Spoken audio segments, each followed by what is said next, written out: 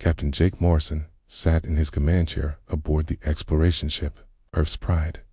The bridge was quiet, except for the soft hum of computers and the gentle beeping of sensors. It was just another routine patrol in the outer edge of human space.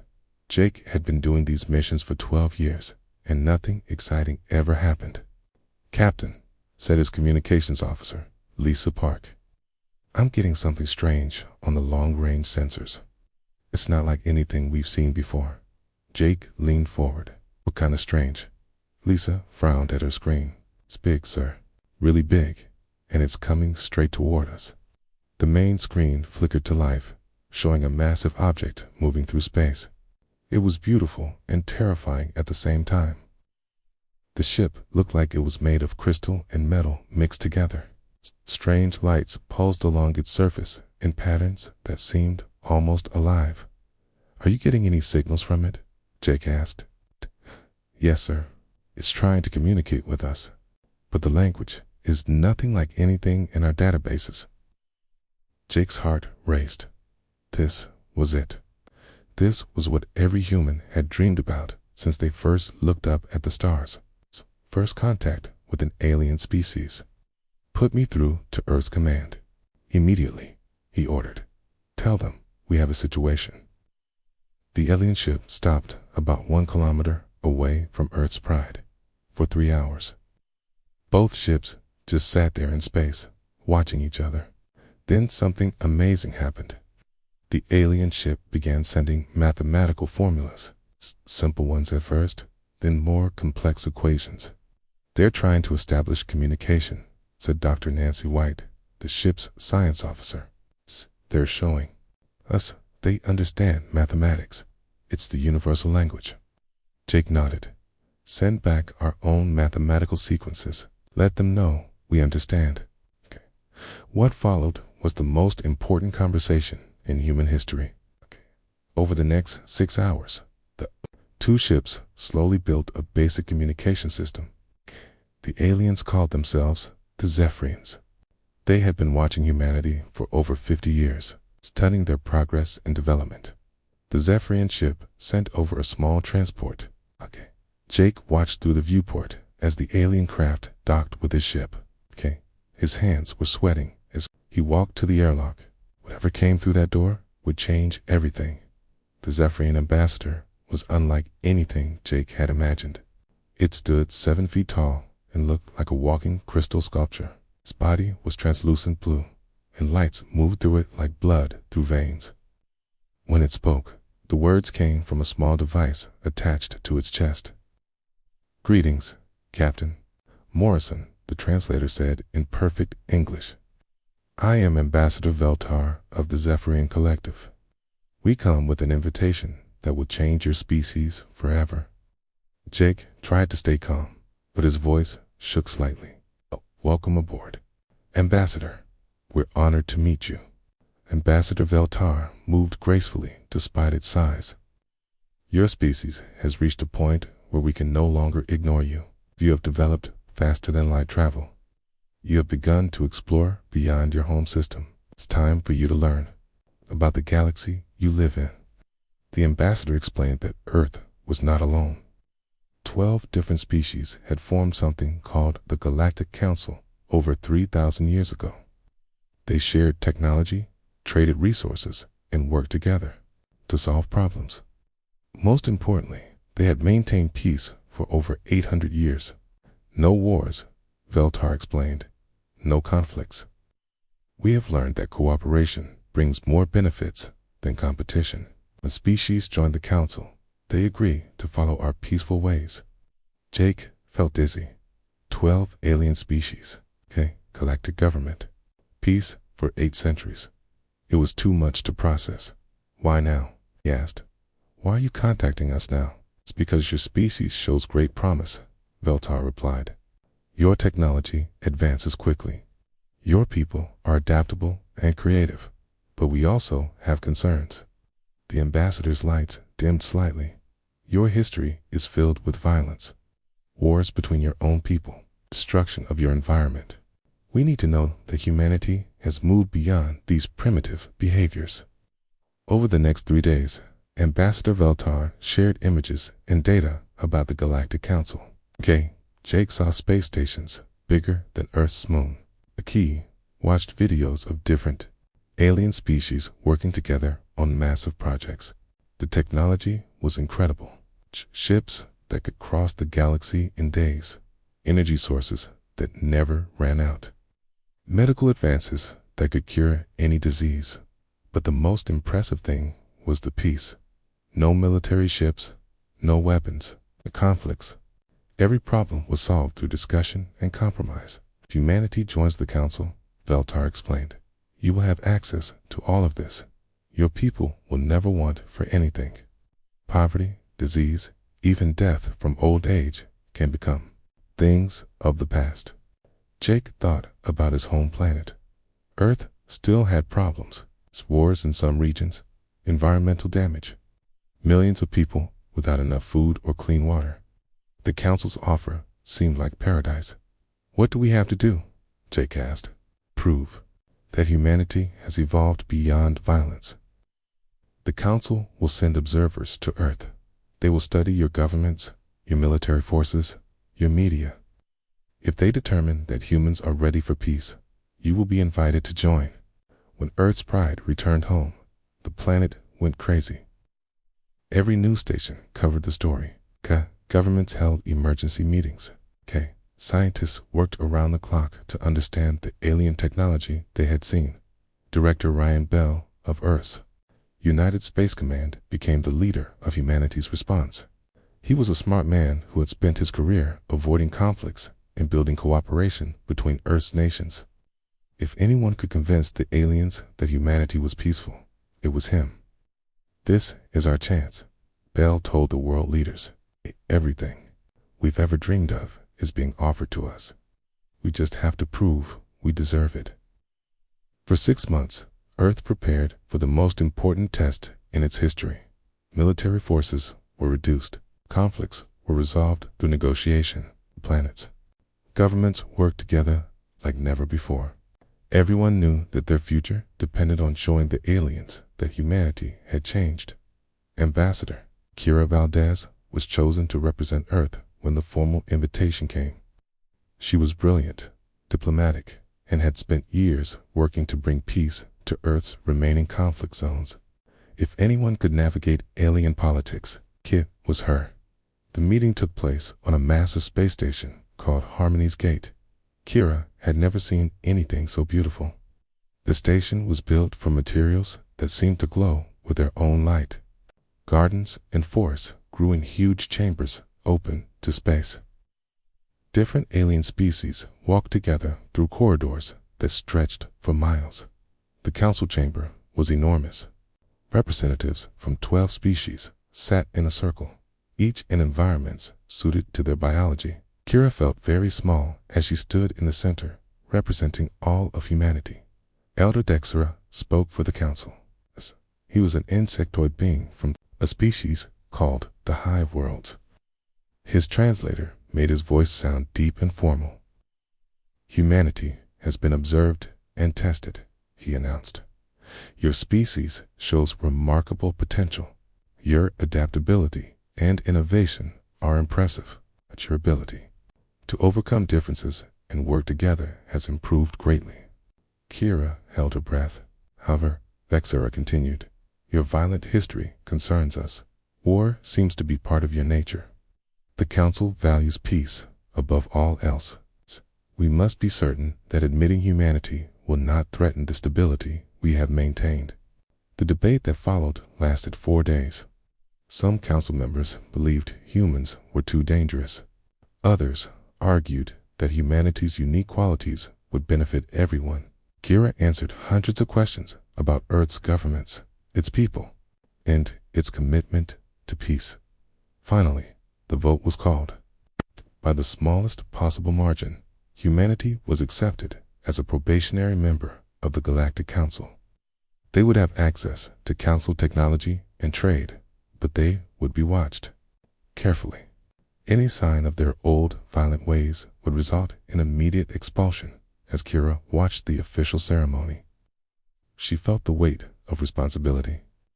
Humanity had been given a chance at paradise, but they had to prove they deserved it.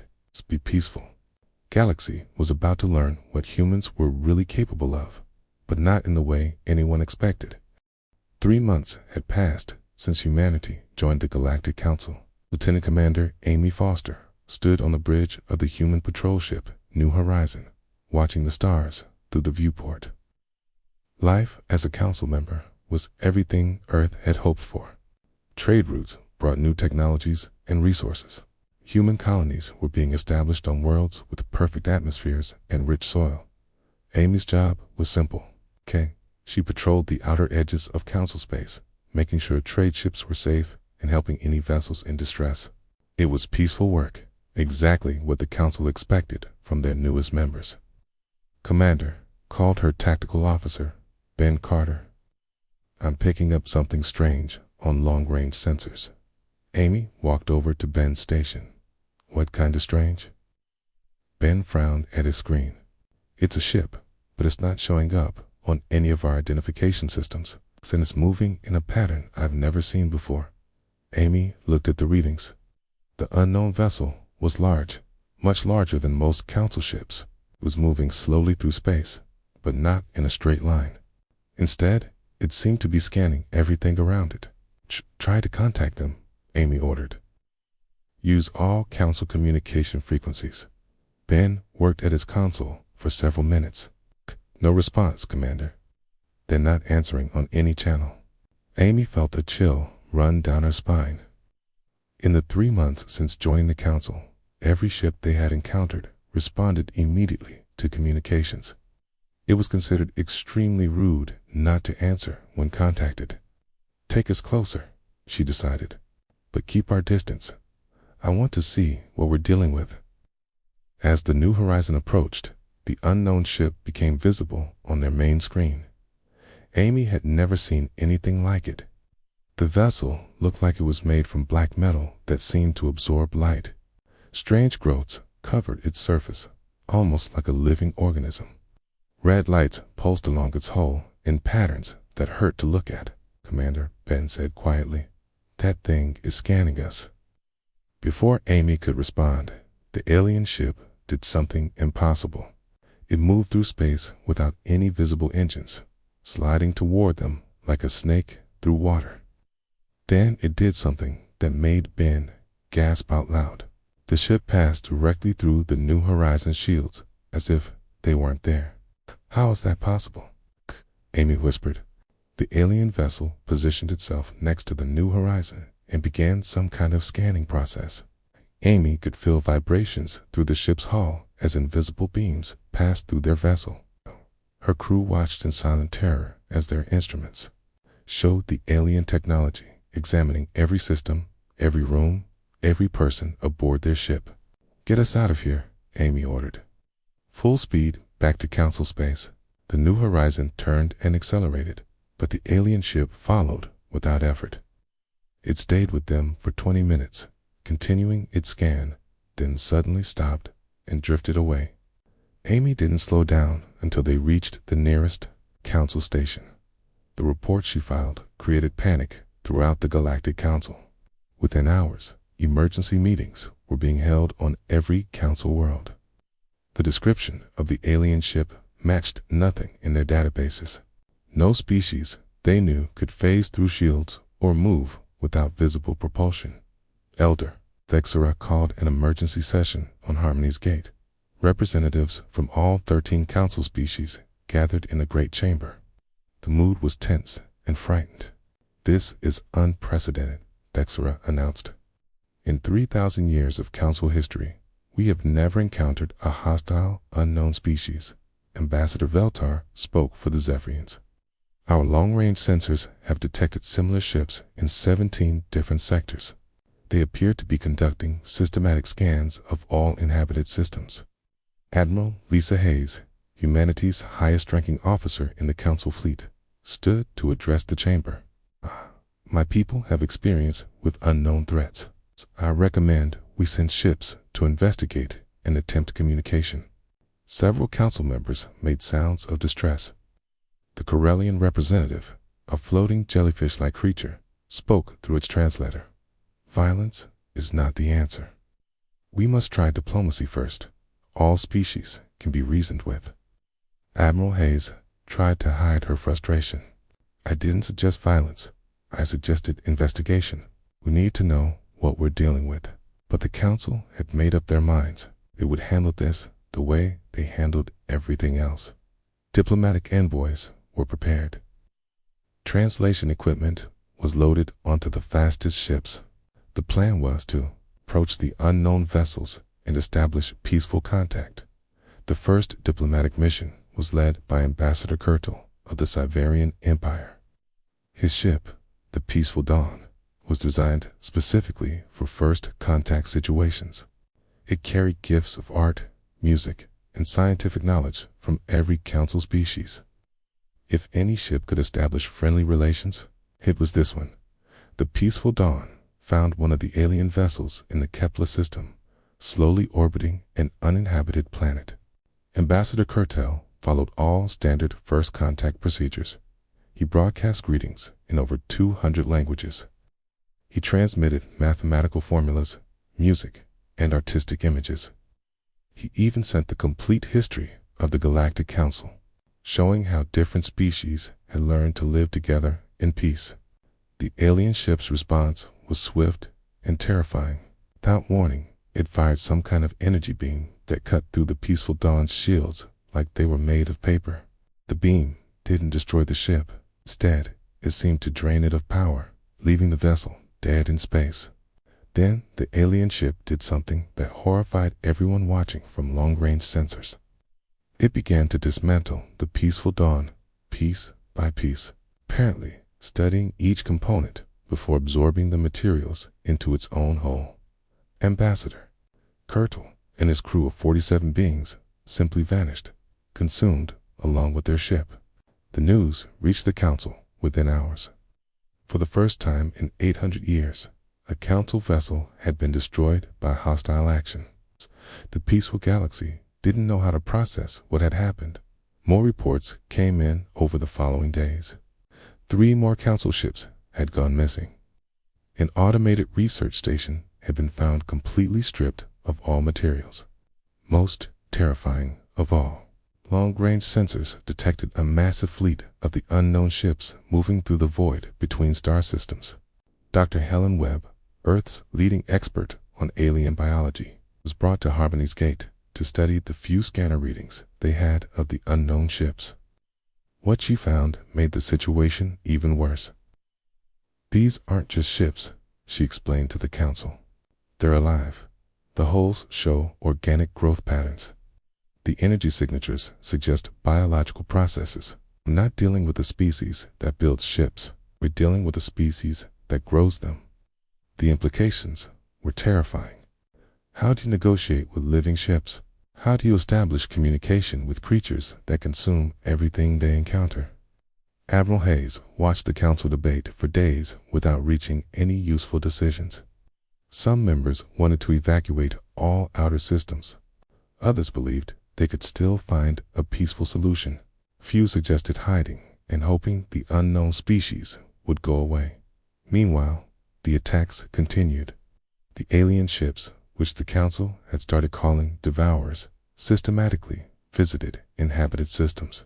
They would arrive, scan everything, then begin consuming any technology they found useful. They showed no interest in communication, no response to diplomatic overtures, and no mercy for anyone who got in their way. The Zeta colony was the first inhabited world to fall. Home to 3 million beings from 6 different species, it was a model of council, cooperation, and harmony. The Devourers arrived in force. 12 ships working together with terrifying efficiency. The colony's defense platforms were designed to protect against asteroids and space debris, not military attack. They were useless against the Devourers' advanced technology. The alien ships systematically stripped the planet of all artificial structures, consumed every piece of technology, and left behind only bare rock and the remains of natural ecosystems. 3 million beings died in a single day. The peaceful galaxy learned what extinction looked like. Council emergency sessions became daily events. But no solutions emerged. How do you fight an enemy that can phase through your defenses? How do you negotiate with creatures that consume everything they touch? How do you protect a civilization that had forgotten how to fight? Admiral Hayes found herself in an impossible position. She was a military officer in a society that had outlawed military thinking. Her training told her they needed to prepare for war, but the Council's laws forbade any aggressive action. "We're watching our civilization die," she told the human delegation in a private meeting. "And we're not allowed to defend ourselves because violence goes against Council principles." The irony was bitter. Humanity had been accepted into the Council because they had supposedly evolved beyond their violent nature. Now, that violence was exactly what the galaxy needed to survive, and the humans were bound by their promise to remain peaceful. As reports came in of more worlds under attack, Admiral Hayes made a decision that would change everything. She sent a coded message to Earth using old military communication channels that had been dormant for decades. The message was simple: situation critical. Request permission to remember who we used to be. General Paul Davis stood in the war room deep beneath Earth's capital city. The room had been sealed for 20 years, ever since humanity promised the Galactic Council they would never use it again. Now, with Admiral Hayes' emergency message displayed on the main screen, Davis felt the weight of history on his shoulders. "Sir," said Colonel Maya Rodriguez, his second in command, "the reports from Council space are getting worse. 12 worlds have been completely consumed. The Devourers are moving faster than anyone expected." Davis studied the tactical displays, showing the alien advance. As a young officer, he had trained for scenarios exactly like this. Back then, humanity had known how to fight. They had weapons, strategies, and most importantly, the will to do what was necessary to survive. "The Council still refuses to authorize any military response," Davis said grimly. "They're talking about evacuation plans and refugee settlements. They want to run and hide instead of fighting back." Colonel Rodriguez pulled up files that hadn't been accessed in decades. "General, our old weapon systems are still in storage. The nuclear arsenal, the kinetic bombardment platforms, the experimental energy weapons. Everything we promised the Council we would never use again." Davis made the hardest decision of his career. "Maya, I need you to contact every human military officer in Council space. Use the old emergency codes. Tell them it's time to remember what we were before we became peaceful." The message went out through channels that the Council didn't even know existed. Within hours, human officers throughout the galaxy received orders that violated every treaty they had signed. They were being asked to break their word, to go against everything they had promised the peaceful aliens who had welcomed them. Captain Tony Blake was retrofitting cargo ships on the edge of Council space when he got the message. His crew looked at him in confusion as he ordered them to install weapon systems on vessels designed for trade and exploration. "Captain," asked his engineer, Sandra Mills, "these modifications would turn our cargo ships into warships. The Council will expel humanity if they find out." Tony looked at the latest reports from the front lines. "Sandra, if we don't do this, there won't be a Council left to expel us from." The work began in secret facilities throughout human space. Weapons that had been mothballed for decades were brought out of storage. Scientists who had spent years working on peaceful technologies suddenly found themselves designing instruments of war. Dr. Helen Webb worked around the clock in her laboratory, studying every piece of data they had about the Devourers. She discovered changed everything. "They're not just consuming our technology," she explained to General Davis over a secure video link.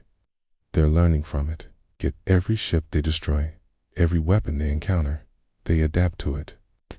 That's why the Council's energy weapons stopped working after the first few battles." Davis felt his blood run cold.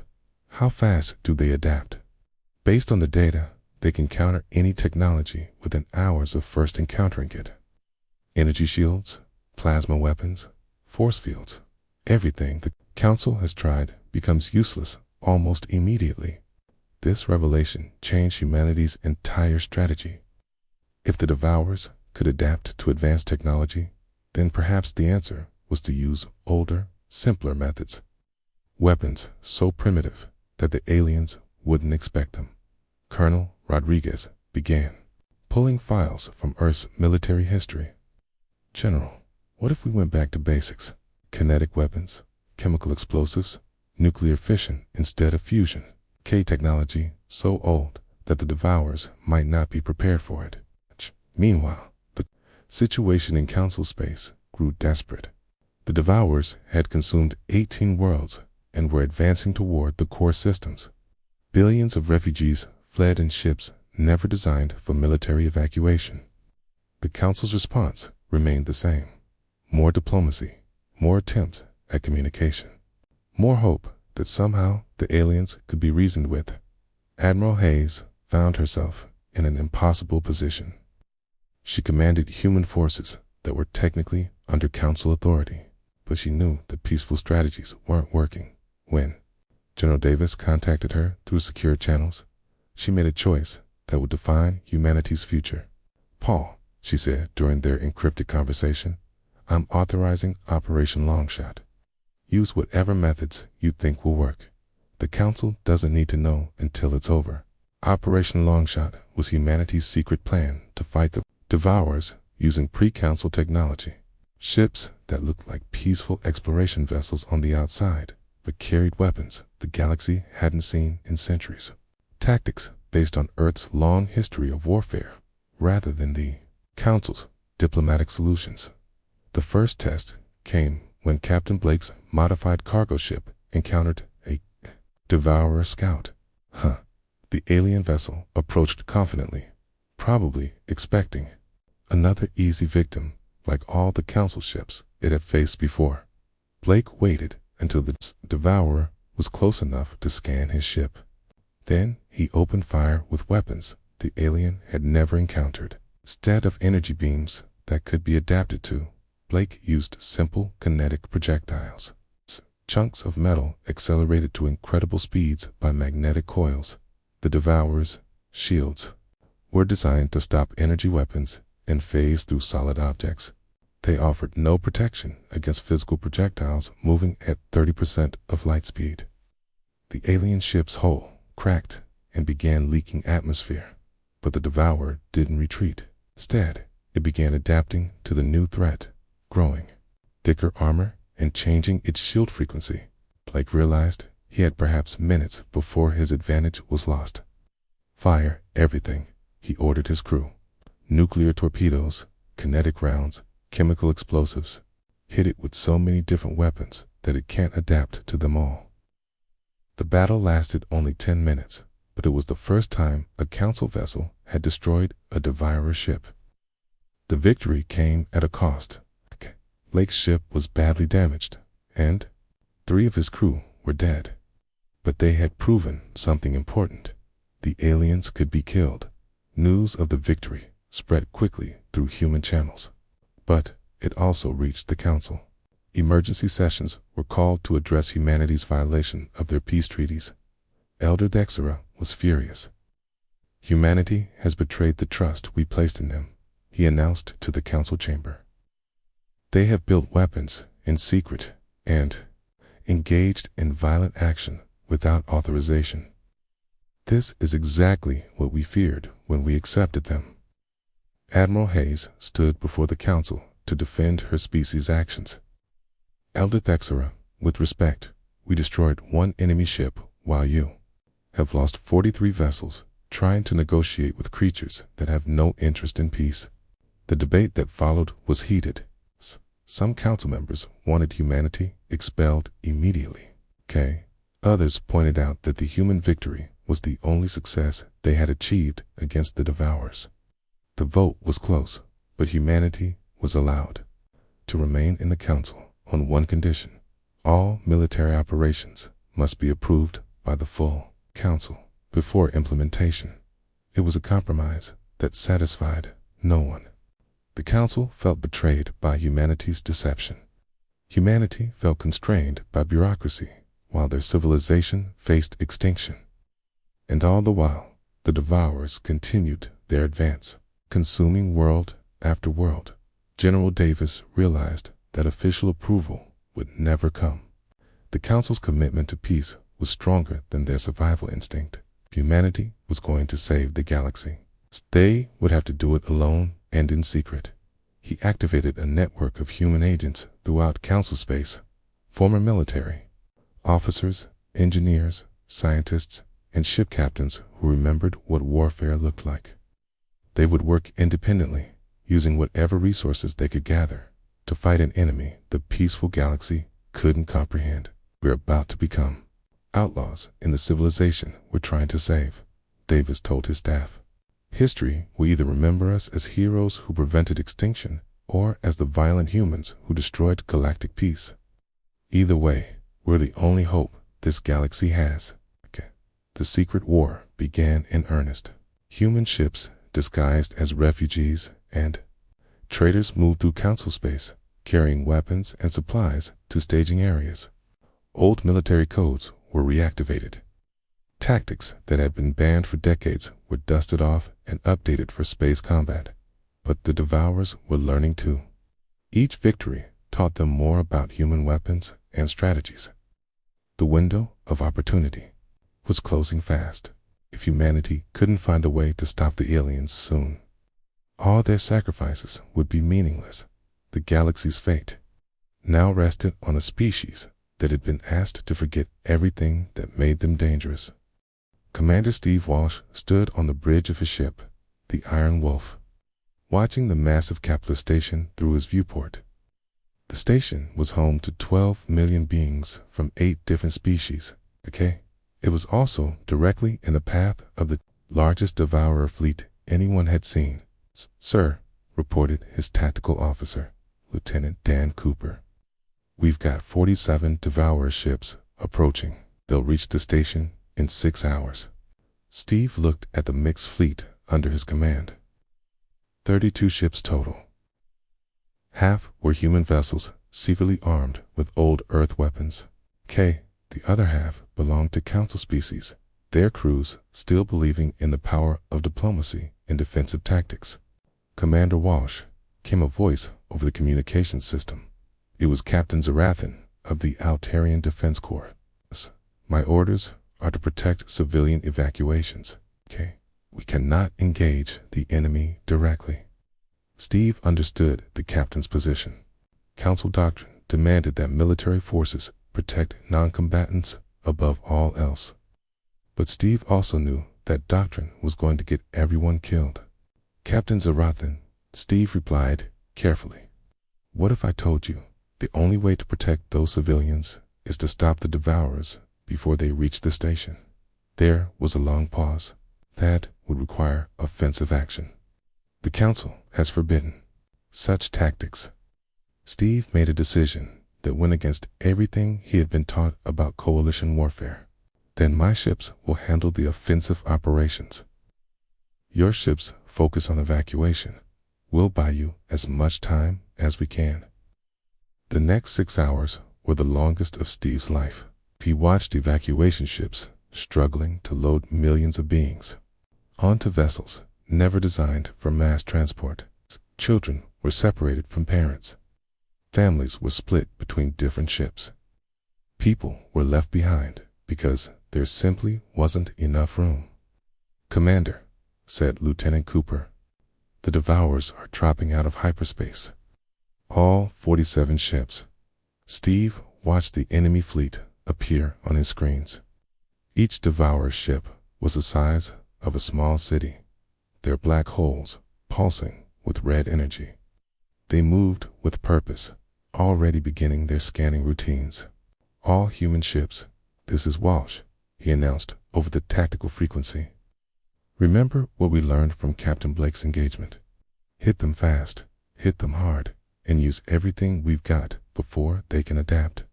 The battle began differently. than any previous council engagement. Instead of forming defensive lines and trying to protect the station, Steve's ships charged directly at the Devourer fleet. It was a tactic the peaceful galaxy hadn't seen in 8 centuries. It's a deliberate attack.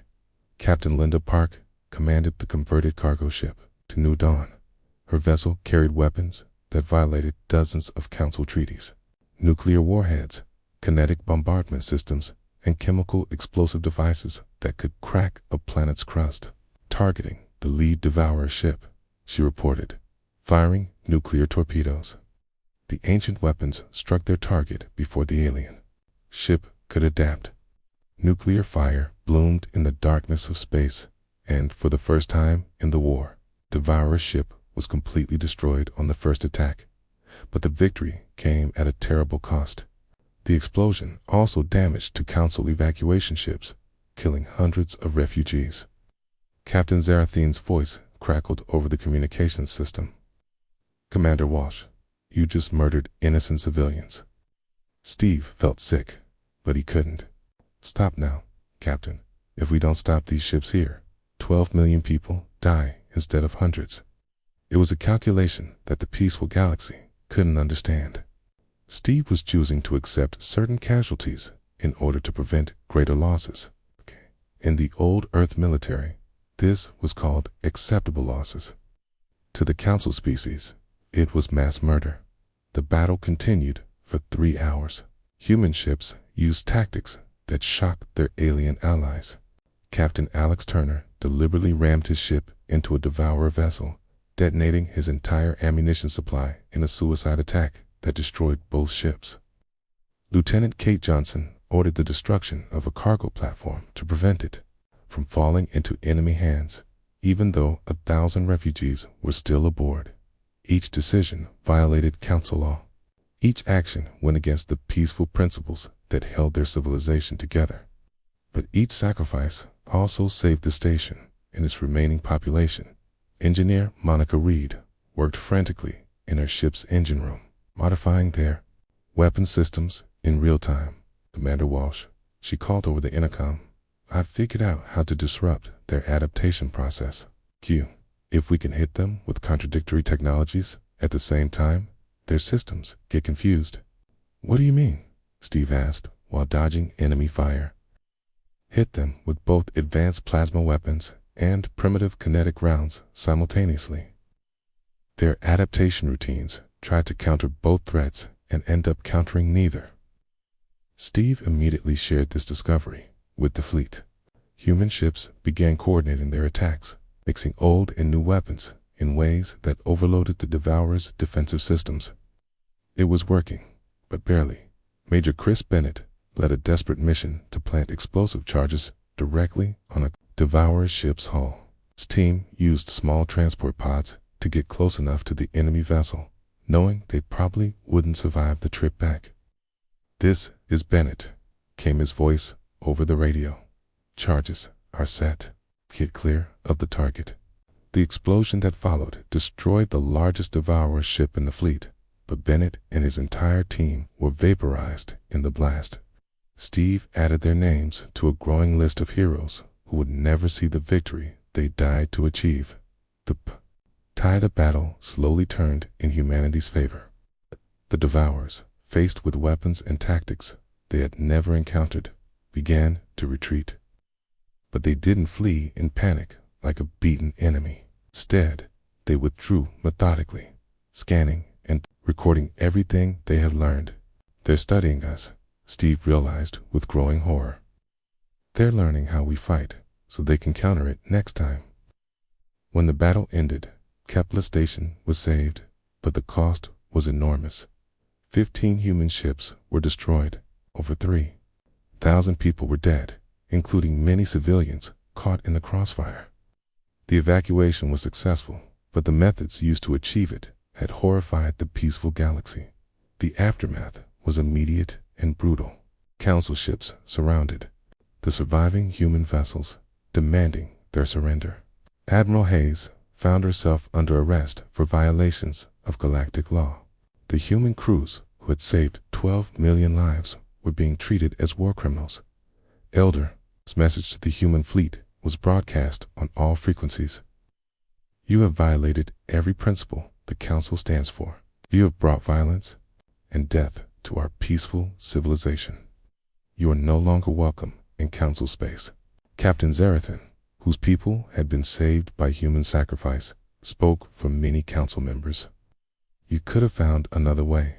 Violence is never the answer. Your actions today prove that humanity has not evolved beyond its primitive nature. Steve felt the bitter irony of the situation. They had saved millions of lives, but they were being condemned for the methods they used. The peaceful galaxy would rather die with honor than live through violence, but not everyone in the Council felt the same way.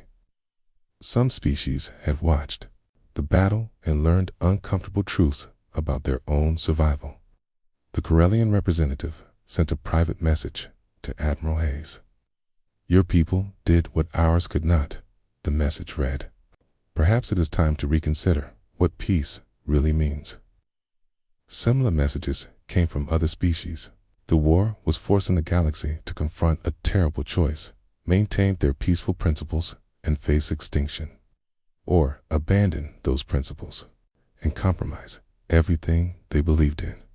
General Davis, monitoring the situation from Earth, made a decision that would define humanity's role in the galaxy. He sent a message to every human ship in Council space: continue the mission. Who you can, destroy what threatens them. Let history judge whether we were heroes or monsters. Right now, we're the only thing standing between civilization and extinction. The secret war entered a new phase. Humanity would fight alone if necessary, using methods the peaceful galaxy couldn't accept. They would become the guardians that remembered how to kill so that others could continue to live in peace. The galaxy was about to learn that sometimes salvation comes from the very violence they fear most. The war lasted 18 months. Admiral Lisa Hayes stood in the ruins of what had once been the beautiful Harmony's Gate Station. Half the structure was gone, consumed by devourer ships in the final battle. The other half showed scars from weapons that the peaceful galaxy had never imagined would be used in their sacred halls. The last devourer ship had been destroyed 3 days ago in the Andromeda Reach. Captain Mike Torres had led the final assault, using a weapon so devastating that even his own crew had protested. A gravity bomb that collapsed space itself, crashing the alien vessel and everything within 1,000 kilometers. Now, as Hayes walked through the damaged station, she felt the weight of what humanity had done. They had saved the galaxy, but the cost was beyond calculation. 47 worlds had been consumed entirely. Another 63 were left as barren rocks, stripped of everything that had made them home to billions of beings. Admiral, said Colonel Maya Rodriguez, joining her in the observation deck. The Council is ready to see you. Hayes nodded. She had been avoiding this meeting for days, but it could not be postponed any longer. The galaxy's leaders wanted answers. They wanted to understand how their peaceful civilization had survived and what role humanity would play in whatever came next. The Council chamber was different now. Instead of 12 species, only 9 remained. The devourers had completely consumed 3 entire civilizations. Empty seats marked where the Calarian Empire, the Drift Collective, and the Spiral Federation had once sat. Their voices would never be heard again. Elder Dexera looked older than his 1,000 years. The insectoid being's translator made his voice sound tired and broken. Admiral Hayes, you stand before us as both our savior and our destroyer. Your species has preserved our civilization while simultaneously destroying everything we believed about ourselves. Hayes stood in the center of the chamber, wearing a uniform that showed the scars of 18 months of war. Burns from energy, weapons, tears from combat in damaged ships, and stains that might have been blood or might have been something worse. Elder Dexera, she began, We did what we had to do, what any of us would have done if we remembered how. The Zephyrian representative, Ambassador Valtar, spoke next. But that is exactly the problem, Admiral. We had forgotten how to fight because we chose to forget. War was part of our past, but we evolved beyond it. Your species brought that violence back. Hayes felt anger rising in her chest. We brought survival back. The Devourers consumed entire worlds while you debated diplomatic solutions. We saved billions of lives while you worried about maintaining your principles. Captain Zarathan of the Altarian Defense Corps was present as a witness. She had watched human forces sacrifice themselves to save her people, but she still struggled with the methods they had used. Admiral, during the Battle of Kepler Station, your forces killed 700 civilians to save 12 million others. How do you justify those deaths? The question hit Hayes like a physical blow. She had reviewed those casualty reports countless times, each number representing someone's parent, child, or friend. I don't justify them, Captain. I accept responsibility for them. Those 700 died so that 12 million could live. It was a choice no one should have to make, but someone had to make it. Dr. Helen Webb, who had studied the Devourer technology throughout the war, addressed the council from her position as Earth's scientific representative. The Devourers left behind enough technology for us to understand their nature. They were a species that had consumed thousands of galaxies. They had faced peaceful civilizations before, and they had devoured them all. Violence was the only language they understood because it was the only response they had never successfully adapted to. Elder Thexara's lights dimmed with sadness. Dr. Webb, are you saying that our peaceful nature made us vulnerable? I'm saying that your peaceful nature made you targets, Webb replied carefully. The Devourers were attracted to civilizations like ours. They sought out advanced, peaceful societies because such civilizations had the most resources and the least resistance. The implications of this revelation hung heavy in the chamber. The Galactic Council's greatest achievement, 800 years of peace, had made them pray for something they could never have imagined. Commander Steve Walsh entered the chamber, carrying a datapad with the final casualty reports. The numbers were staggering. Over 4 billion beings had died in the war. Entire star systems had been evacuated. The economic cost would take centuries to repair. Council members, Walsh said quietly, I have the final analysis of human military effectiveness during the conflict.